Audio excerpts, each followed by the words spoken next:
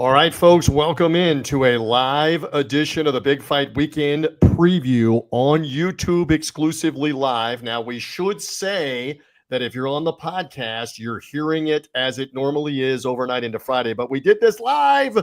We did it live on Thursday evening. I am merely the somewhat capable host, TJ Reeves, all the way out on the left coast for me. I'm on the west coast of Florida typically, but now I'm on the way left coast in Anaheim, California. I'm out here, full disclosure, with my family. My twins are turning 17 years old, and I'm also partaking in whatever this is going to be with the Jake Paul, Julio Cesar Chavez Jr. pay-per-view. I was at the Thursday press conference just a little while ago. That's why we're live. And it's also good to be with our insider, Big Dan Rafael. Good to be back with you. You're shaking your head. I offered to bring you one of those Julio Cesar Chavez shirts where he says, "This is my daddy, and that's my new daddy," with Jake Paul on the shirt with the red, white, and green of the Mexican flag. You told me you're good on that for the Rafael collection. Good to be with you as we get ready to preview the weekend, and we're doing it live for the YouTube audience right now.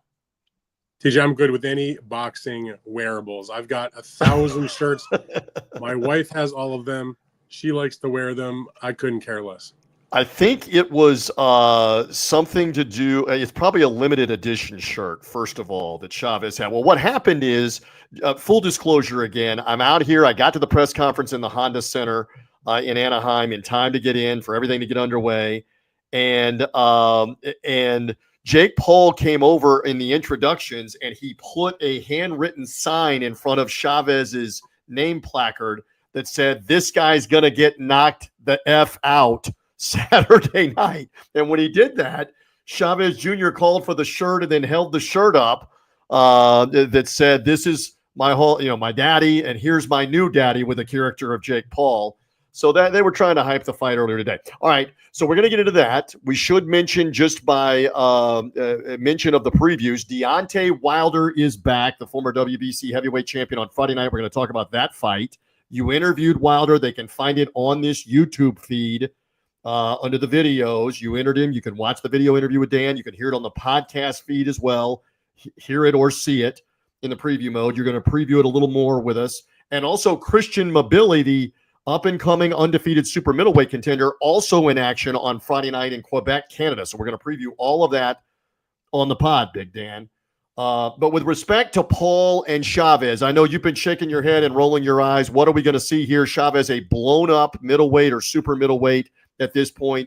Do you have as low an expectation as I sense about this main event, or are you somewhat intrigued by this on Saturday night? I'm not intrigued at all, to be quite honest. And we've done a million conversations throughout Jake Paul's evolving career. I have nothing but respect for Jake's hustle. He takes the biggest fights he can find. He makes a ton of money. There's a lot of people that seem to enjoy the events.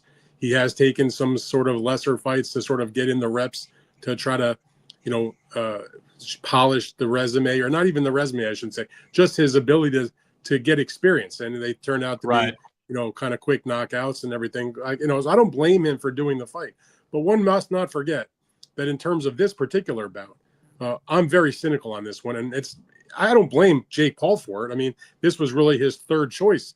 Remember, if you go back, they were making the Tank Davis exhibition, and then Tank had the draw against Lamont Roach, and they're headed to a rematch later in the summer. So, okay, that went out the window.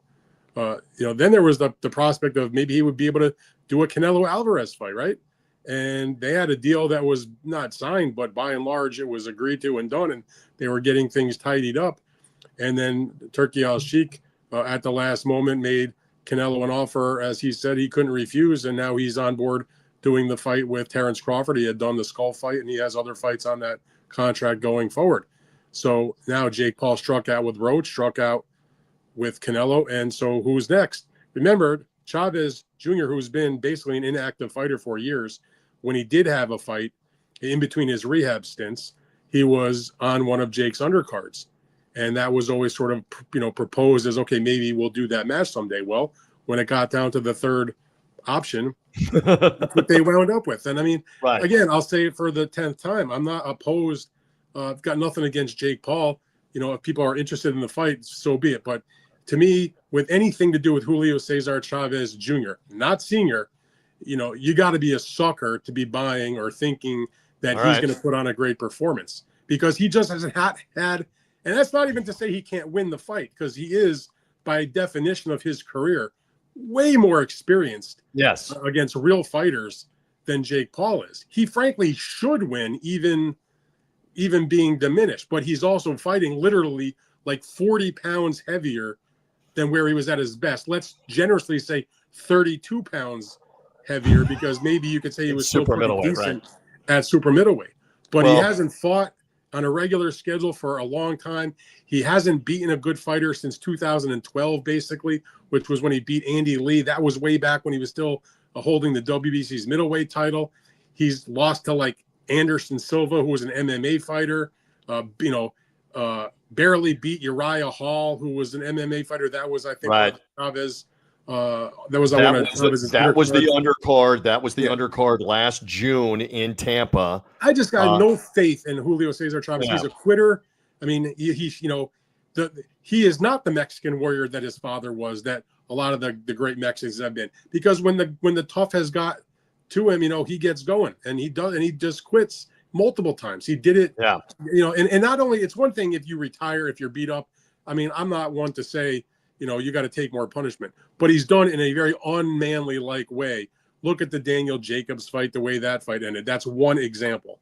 So I'm cool with the Jake side of things. I just have zero personal interest in seeing Chavez Jr. Now, this is interesting. You see my photo here. Rafael, I'm efforting to give some insight and even some artifacts that I was there in the Honda Center earlier on Thursday afternoon. Again, the podcast audience can't see the photo, but for the live audience on YouTube, exclusively with us, I was there. I can tell you that Chavez Jr. seemed a whole lot more alert and interested than he did in the pre-fight press conference a year ago in Tampa, when he didn't seem interested at all. And why wouldn't he? Thank God for small favors when you're there doing your job and trying to build an event. Yeah, and trying to figure it all out. And Jake Paul was asked here, do you believe that if you win this fight, that you legitimately could be in a title fight in the next fight or the next couple of fights? And of course he's going to say yes. And he said yes. I don't know that you and I believe that. I don't know that most intelligent, insightful boxing fans believe that. We hear rumors. You would be better to speak to this. Here's the point. Boxing is a business, TJ. Right. Boxing is a business. If he beats Julio Cesar Chavez Jr., the WBA and the WBC most likely will put him in the rankings. And when the rumor is that a Badu Jack fight could be a fight, so that could be a fight that we could maybe be looking at. I don't know. When you put a guy in the rankings, you're now eligible to fight for their belts. Badu Jack is but one title holder. And by the way, no offense, Badu Jack may be an older fighter. He'd fucking murder Jake Paul, like in cold blood, in my opinion. Okay, so whatever. But the point is, could he get a shot? Yeah, he could get a shot. And there'll be a lot of people that will be interested to watch that fight. And some people will do it because they want to see Jake win and pull a great story of coming from no experience and being a YouTuber and a Disney Channel star to becoming a boxing world champion. Others will wish that he gets knocked the fuck out, which is a lot of people will be on that side of the thing. And as far as Jake is concerned, it's like a lot of fighters who have some fans that love them and others that hate them. As long as it's like Floyd Mayweather says, root for me, root against me, just pay buy the pay-per-view. All right. So they are ready to fight. This is the first mention that we will have that I also out here in Anaheim. We're going to do the Bet US preview and prediction show on their platforms at 1 Eastern time on Friday, 10 Pacific time for me. Right after breakfast time for me out here on the West Coast in Anaheim, California. We'll talk more specifically on how we think this fight will end. Interesting that it's going to be fought at Cruiserweight, and the co-feature is Gilberto, Zurdo, Ramirez, and Yuniel Dorticos for 2 of the Cruiserweight championships. Zurdo had both belts there. Dorticos, again, is a Cuban-born fighter, spoke only through an interpreter. There was a light moment where Todd Grisham, the MC, actually put it to Zurdo during the back and forth and said, did you or did you not say that you would bet your house that Chavez Jr. would beat Jake Paul? And Zurdo says, no, I'm not betting my house. And Jake says, good idea, next to him. So that was interesting. But there's another subplot. Rafael, are they angling? Oscar De La Hoya is involved in the card. Are they angling for Jake Paul and Zurdo down the road? And how preposterous is that to you for me to even mention, if that's the case? I think that if Jake is going to get a world title fight, if he beats Chavez, the bigger fight is certainly against Zurdo Ramirez than against Badou Jack. Not because Badou Jack's not a good fighter, but because he's just not as let's say relevant here in this country as Badou Jack is. And Zurdo has got 2 of the belts, not just one. He is a more known fighter. He's a younger fighter, and there's a lot of reasons why maybe that would happen. I mean, anything is possible. It's boxing. Crazy shit happens. But right now, he's got to contend with Chavez Jr., see what that's all about. And in terms of the Dorticos fight, Ramirez has got a real guy in front of him. Dorticos may be not the most well-known fighter, but he's a 2-time Cruiserweight champion. He is a devastating power puncher. He has vast experience. He's a little bit older. He's like 39 years old, but hasn't had, tremendous amount of wear and tear. A lot of those fights he's won have been early knockouts. He's got a real chance to win this fight. I mean, to me, this is the more interesting fight on this card, frankly, than the main event to me as a fan. This is an interesting matchup. Now, remember, Dorticos, he did take a step-aside deal to allow for Zurdo to have the unification fight against Chris Billum-Smith, and the winner of that fight had agreed that should they win, they would then defend against Dorticos. That is what Zurdo was doing. He's following through on that. I say that because there's been some people, particularly in the Jai Opetaia camp, that have made the claim erroneously that somehow Zurdo Ramirez is avoiding fighting Jai Opetaia, but he's just fulfilling his contractual promise to do this fight. And then maybe after this, we'll see Zurdo against Opetaia in a big card in Saudi Arabia later in the year. And there'll be a lot of opportunities because maybe there's been discussions about possibly Jake Paul, maybe a Benavidez if he moves up in weight. I mean, but right now Dorticos is in front of him, and that's, like I said, that's a dangerous fight. All right. So again, we will preview that one a little more thoroughly as well on the BetUS Boxing Show. Zurdo was mugging with the belts and the whole bit out in front. We'll see. I mean, he's the world champion in the co-feature fight here, and as you mentioned, though, Dorticos has got a lot of power. He looks like an older fighter. Dorticos just being 15 feet away from him. They list him at 39, so you pointed that out. One other quick thing, and that is Floyd Schofield and Tevin Farmer, former world champion at 130 pounds. Farmer recently in the 2 hotly contested fights with William Zepeda. Schofield, an up-and-comer out of Austin, Texas, known as Kid Austin. They are on this card. Your thought on that real quick for the audience in the preview mode on this live show? This is the fight where I think a lot of people will find out if Floyd Schofield is for real or he's a fraud. That's just to be blunt. Schofield, in his most recent fight that was back in November, he won the fight. He got a unanimous decision against Rene Tellez-Garon. He got knocked down in the 11th round, was in very shaky legs, looked like he might be on the verge of being stopped. To his credit, he survived the crisis and was able to get the win. And I think most of the folks, if you're a diehard boxing fan to be listening to our podcast or watching this video, what happened not that many months ago when he was supposed to fight WBC lightweight champion Shakur Stevenson on a show in Saudi Arabia, and during the week of the fight he pulled out with an illness. A lot of people cried foul, this and that. I'm not big on conspiracies. If a guy was sick, a guy is sick. Let me say this. It came up at the press conference this afternoon where a media member said to him, will you just put it to rest on what happened and why you didn't fight? Were you sick? And he said, Floyd Schofield, I'm not going to talk about it. I'm only just going to talk about Tevin Farmer. And I looked at the media person next to me and said, well, so much for him being sick, because all you had to say is, I got sick and I couldn't fight. And he didn't say that this afternoon. So that's strange for Schofield. I don't think that means weird. He wasn't sick. I just means that he's probably. Why wouldn't you say it in that moment? I just got sick. I'm back healthy now. I'm ready for this fight. And everybody moves on. Now you keep the other stuff out there. Yeah.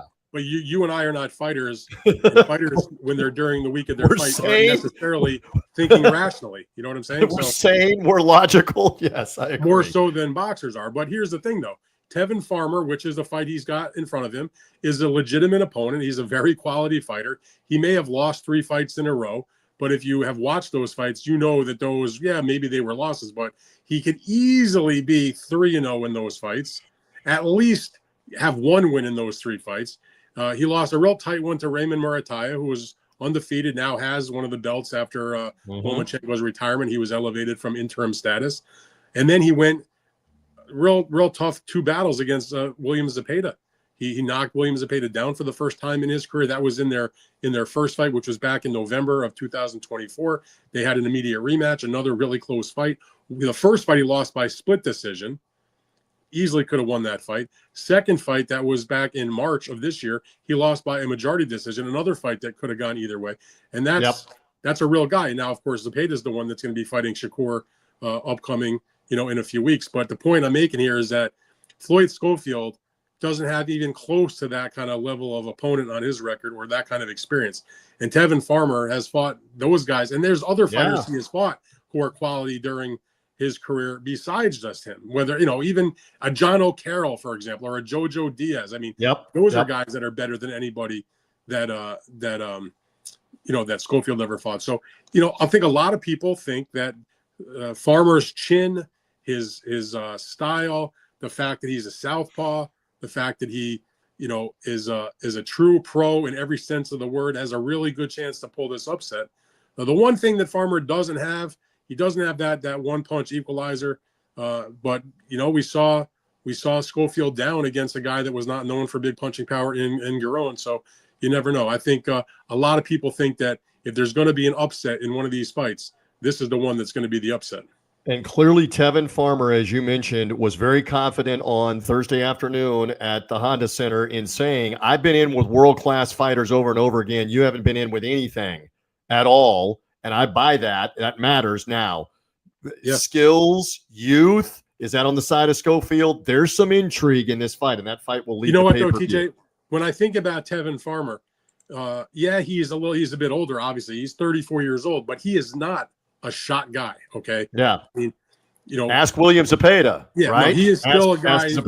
He's very capable of performing against top lightweights, in my opinion. All you have to do is watch the way he's fought the last few fights. And, obviously when you fight top guys, some guys are going to win, some guys are going to lose. But, he's taken on those fights, and he has been a little bit unlucky. I feel like he at the very least, he should have one of those 3 wins. He could have gotten that first decision with the knockdown. He lost a split decision by 1 point on one card. And so we'll see. I mean, frankly, the one that was the clearest was the one where he lost to Murataya. It was close, but I felt like Murataya was definitely the winner. It's the 2 Zepeda fights where you can make the really strong argument that he won those fights. And going into those fights, most people, I think, held Zepeda to a higher level than Murataya. So those were, if there's such a thing as a moral victory in boxing, that was it, because those defeats, I believe, elevated Farmer, even though he already was a very respected figure based on his track record of not ducking guys and having been a world champ and all that kind of thing. So bottom line is Floyd Schofield, this is going to go a long way in how he performs for us deciding, basically, is he for real? Can he really move on to bigger and better things and become a significant player in this weight class, or even higher if he moves up? Or is he just going to be known as a guy that had a lot of potential that maybe didn't get to that potential, didn't reach that potential? All right. Very good. We're going to hustle on to the other couple of fights, get to, and then we've got to get out of here in a couple of moments. By the way, we got people commenting left and right here. Let me see if I can get to some of the comments this evening.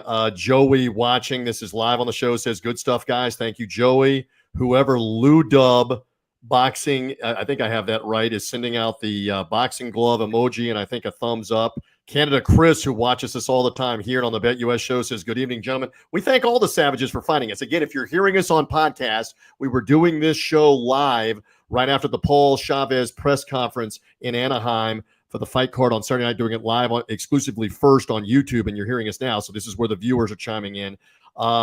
Angel is watching, says it looks like Chavez is in decent shape at least. He was in a tracksuit, Rafael. I don't know what kind of shape he's in. We'll know more at the weigh-in, I guess. Who knows on Friday? You actually probably won't know more at the weigh-in, because it's going to be a fraudulent weigh-in where they do a show weigh-in, and you won't really see what he looks like when he's down dehydrated. All right. Jinru Jr. 33 says, glad I came across you guys while I'm live at the gym. We love that. Julio says, hopefully a victory for Jake Paul and Zurdo doesn't lead to a confrontation. We talked about that. Not very realistic that Zurdo would be the next fight. Edry, our buddy, is saying, I looked at the ticket prices for this fight since it's in town. The nosebleeds are $400. Are they really? I know they announced at the press conference, they announced there are some limited tickets available. through Ticketmaster. Normally, though, these shows have been sold out for Jake Paul all over the country. I didn't look at them, but I'd be very surprised if the nosebleed seats in that arena were $400. I don't think that's accurate, but yeah, and they were saying today tickets still available through Ticketmaster. There's a lot of tickets available for this fight. So let's see if they move a lot of tickets or not. Again, I know from the show in Tampa that was done on a month's notice, the arena was full and they did not give away tickets. I had two different sources, including one at the arena, say this is an entire paid crowd, not a paper house. So maybe they're not going to have 18,000 or 17,000, whatever the Honda Center seats. Maybe they're only going to have 15, but they're not trying to paper the house, I don't believe, in Anaheim tomorrow night. Stay tuned. One of the problems that a lot of events have, this is not specific just to Jake Paul and Chavez, is that if you're doing events in Southern California and you're doing an event like this where a lot of your patrons are going to be Mexicans or Mexican Americans, they don't want to be around where there's going to be ICE agents looking at them. I'm being serious. If you're a brown person, and I'm not thinking you're joking. With your team, your group, your friends, your family, to go to hang out at a boxing event, why do you need the hassle of being roughed up or stopped by good point you make. You never know. ICE could be around the corner. All right, let's get back to it here, and let's talk Friday night Deontay Wilder return. By the way, we plug our friends at ppv.com. They are sponsors of ours on the podcast. Friday night, Wichita, Kansas. Deontay Wilder returns against Tyrell Herndon. Dan, you interviewed him for the video portion here on YouTube and on the podcast for the audio portion. He is back on this Friday night. They can watch it without a subscription. Just pay for the one-off. If you want to see the former heavyweight champ who's got, 40 knockouts in his career, is he going to get back on track? He's heavily favored. 42 knockouts and 43 wins. Has been stopped 3 times in his 4 losses. Also has the infamous draw in the first fight against Tyson Fury. Look, first of all, Deontay Wilder is obviously one of the more compelling figures in boxing, has been that for a long time, because he does have the ability, no matter how bad the night's going for him, to erase you with one big right hand. And so the thing I took away from our interview, and it's not a surprise, is that he has had an ailing shoulder in his right arm for the last while. And so he says, we'll see if it bears out on the night when he gets in the ring. But he said for the first time in a few years, his right shoulder is healthy and it feels good and it's back in order. He, after the loss to Zhang Zhilei in his last fight where he got knocked out, he did undergo the procedure that needed to clean things up and to take care of whatever the problem was inside the shoulder. And he's had a long layoff since then. And so it's been a year since he's fought. And so he says he is good to go. And, take him at his word. We'll see how he performs. But the reality is he's 39 years old. He has lost 2 fights in a row. And the thing that gives me pause about losing 2 fights in a row is he lost them in very different fashion. The one against Zhang, he got absolutely clobbered and knocked out in a brutal knockout. The fight before that, which was only 6 months earlier, he actually was active in that period of time, where he had the fight with Joseph Parker. Also, the 2 fights were in Saudi Arabia. He lost a decision, not because Joseph Parker was somehow a very dynamic fighter in that fight. He just outboxed him and, did enough to win, where Deontay didn't do really anything. We talked about some of the recent fights that were setting CompuBox records for fewest punches thrown. One other fight that's on that high up on that list is also this Joseph Parker Deontay Wilder fight. So that was a problem. Before that, he scored a first-round knockout against Robert Helenius, who was there to be knocked out. And before that, he got knocked out 2 times in a row by Tyson Fury. Right. So on the one hand, he's got 4 losses in the last 5 fights, right, is what we're saying. On the one hand, you say he's lost to the best guys out there at that time, Fury, Parker, Zhang, who were all top-level heavyweights, obviously. The one win against a very low-level opponent, and not very low-level, but a guy that was way beyond his best in Helenius. Now he's fighting Herndon, and nobody's making this out to be like, oh, he's going to be back. This is a big-time test. Even Deontay admits, this is the opportunity to see where I am, how I feel. He called it a tune-up, which is what it is. And they have the expectation that if he is healthy and he wins, and presumably by a right-handed knockout against an opponent who's been stopped 4 times in his 5 losses, including by guys who are not at Deontay Wilder's level. Like, for example, even though Tyrell Herndon has won 3 fights in a row, they've been against much lesser guys. And if you go back to the fight before that, when he got knocked out, he got drilled by the prospect Richard Torres. So that's the kind of level where he's at. So Deontay understands what his purpose in this fight is. It's to win and move on. He hopes to eventually, fight for a title again. But he also knows that this can mean that if he gets the win and he looks okay, there's no injuries, he can pave the way maybe the end of this year to do the fight with Anthony Joshua, who is also coming off a devastating knockout loss to Dubois, who says he's going to fight again, who's been rebuffed by Tyson Fury. And the next biggest fight that Anthony Joshua could have would be to put back together the fight with Deontay. Because remember, TJ, before the Joe Parker fight, they had finally, after years and years and years, had finally signed to fight each other, but it was contingent on them winning on that night. And so Deontay went out there and got beat by Parker. Obviously Joshua did his job by defeating Inoue in their fight. And even then, had it happened, the fight was already a few years beyond when it should have happened. It should have happened 5-6 years ago when it would have been for undisputed. They were both undefeated. It was the hottest fight in the division. It was America versus England. It was just the biggest thing in the world. But the reality is this. People, for whatever reason, still have an interest to see those two guys clash. They are well-known heavyweights with big fan followings, with different kind of personalities.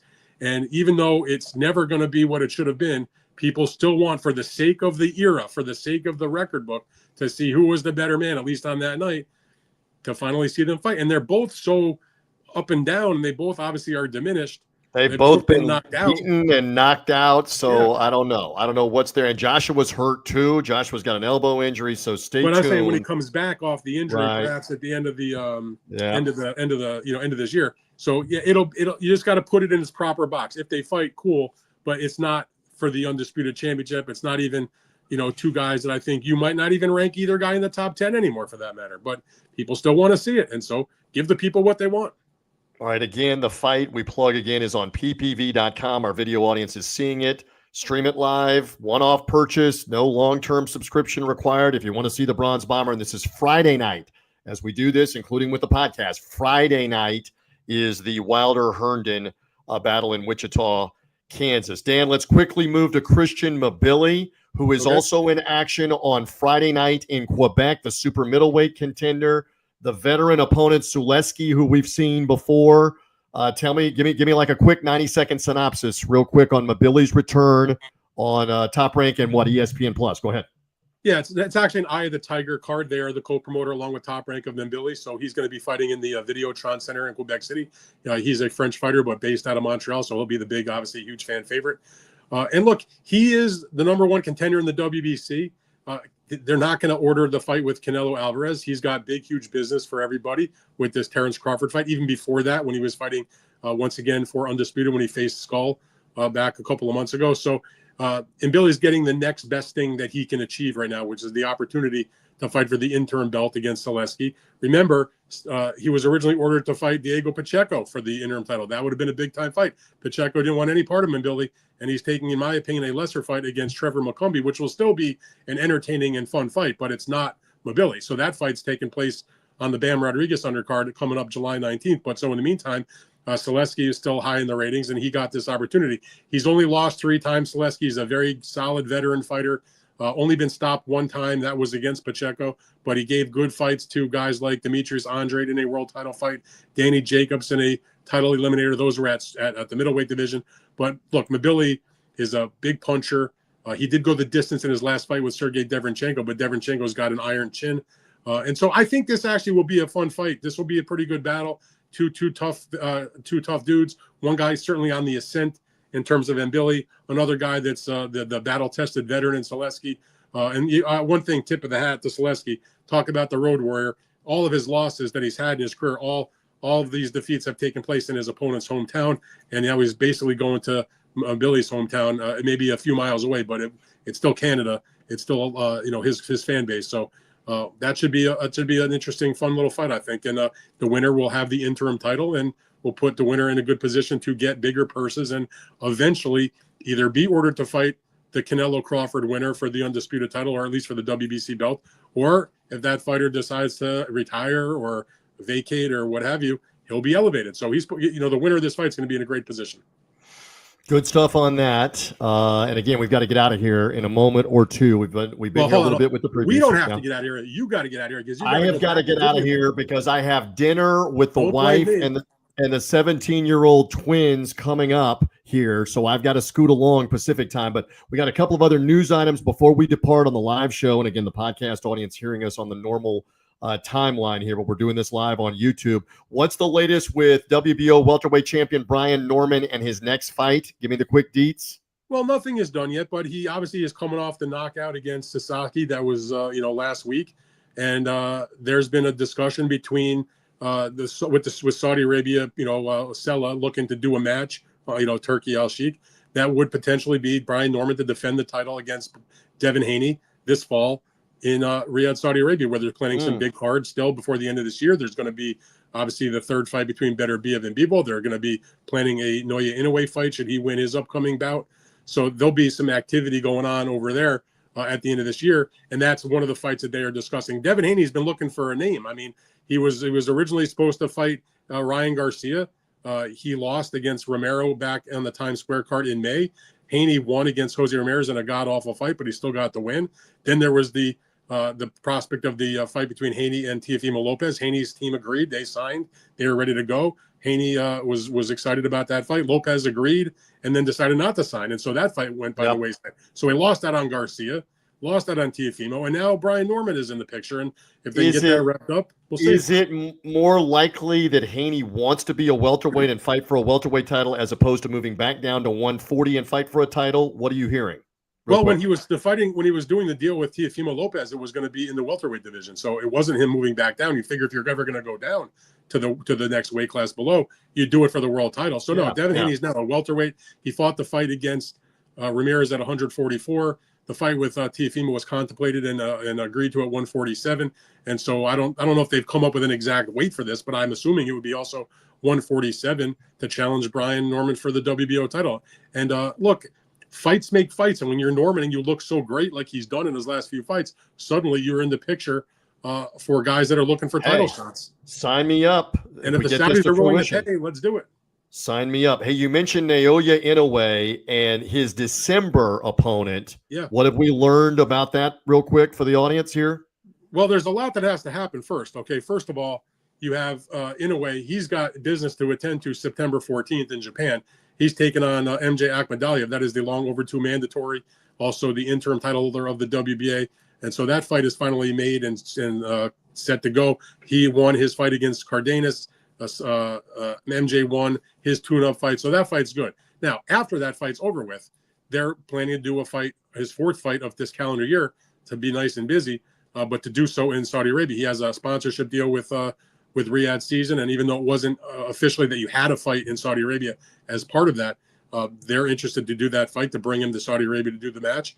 And so they're looking to have him do the fight with Picasso, the undefeated Mexican, who does have or had a fight that he took care of. I think he has one other fight coming up also that'll take place this summer. But if they both are victorious when they do those bouts, that's the fight that's going to happen. I talked to Picasso's his new advisor, Sean Gibbons, who's worked with a ton of champions, works with Manny Pacquiao, has worked with lots of top guys. They're ready to go. And so if everybody comes out of those fights healthy, you'll be seeing Picasso challenge for that title end of this year. I think the date was December 27th from what Turkey Al Sheikh was saying. And that'll just be another really interesting factor because you have Inoue, one of the top pound-for-pound fighters in boxing, doing what so many great fighters of the past did, which is fight all the time. Well, I mean, you can't name an elite fighter that's had 4 fights in one calendar year in a long time.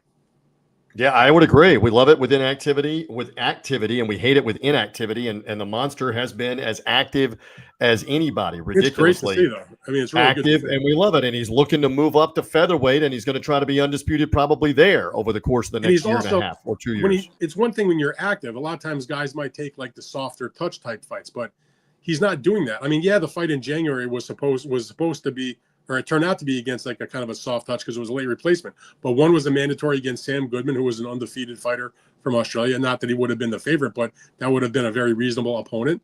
Then he obviously fought, the one like, and it wasn't. He beat Luis Neri. He beat Luis Neri, a former champion. So but that wasn't this year though. Well, correct, not this year, but recently. I'm talking about in the calendar year of this year. Yep, so But I mean, Akhmadaliev obviously is not a soft touch in any way, shape, or form. So he's taking on real guys as he's moving along, and even the Cardenas fight, it may not have been on paper the most competitive fight, but it sure turned out to be that way. I mean, Cardenas knocked him down in the first round and buckled him another time later on in the fight. So, yes, let's hear it for the monster. I talk about the Picasso real quick in terms of his interim fight. He is scheduled to fight one of the preliminary bouts coming up on Prime Video when Manny Pacquiao fights. He's taking on another fighter from Japan, so he's got to get through that fight. That's what I was trying to think of. And obviously, MJ is taking on Inoue in September. But if they're both out of those fights with victories and without injuries, that's what's going to be at the end of the year. But again, people make plans and God laughs, you know. This has been the case for like the last 2 months, by the way, with everything set up for a fighter to win at home country, whatever, hometown, and they lose. Listen, good stuff here live on the YouTube. Again, for the pod audience, thank you for bearing with us. We did it live earlier in the evening, Eastern time, late afternoon, Pacific time. We look forward to being back on the Bet US show to handicap some more, the Jake Paul-Chavez card, including Zurdo, Ramirez, and Dorticos in the co-feature. The Tevin Farmer, Floyd Schofield fight, that'll be 1 Eastern time, 10 Pacific time for me, live on the Bet US platforms, their YouTube, their social media outlets. And then whatever happens out here in Anaheim, you want to go live again? Shall we go? I think we could go live again on Saturday night late. Let's see if we can make that happen on the YouTube page as well. Dan Rafael, thank you as always. We thank the audience for finding us, even if you found us on demand later on. We did it live on. I'm a little disappointed in one thing about this, TJ. Which is I expected that you spent most of the your last couple of days at Disneyland that you'd be wearing the Mickey ears. I do not have the ears, although on social media the wife and the twins have the ears on, and Rafael's texting me going, "Where are your ears?" Well, hold on, I'll tell them what happened. So you texted me a picture this morning as we were like trying to plan out what was going to go on. Yeah, the show. And the picture was you and your lovely family, your wife and your daughters. And if I'm not mistaken, your wife and one of your daughters had the Mickey ears on. Had the ears on. And you're like, we're here at Disneyland. And I think I wrote back, I don't care unless the picture has you and Mickey ears. So that's right. I better get my picture of Mickey ears. All right. We'll stand by for that. Listen, good stuff here on YouTube. Again, like and subscribe and help us out on this YouTube page where we did it exclusively. For the pod audience, do the same. Give us a 5-star review if you enjoyed the pod Friday night into Thursday night into Friday as we head to the weekend. Dan Rafael, I'll see you on the Bet US show coming Friday afternoon Eastern time, late Friday morning here in Anaheim. I'll see you for that to handicap and predict a little more on all these fights. Thank you, my friend. All right, go get the Mickey ears, bro. There you go. We thank you guys for watching as well and for listening here to the Big Fight Weekend Preview Show and Podcast.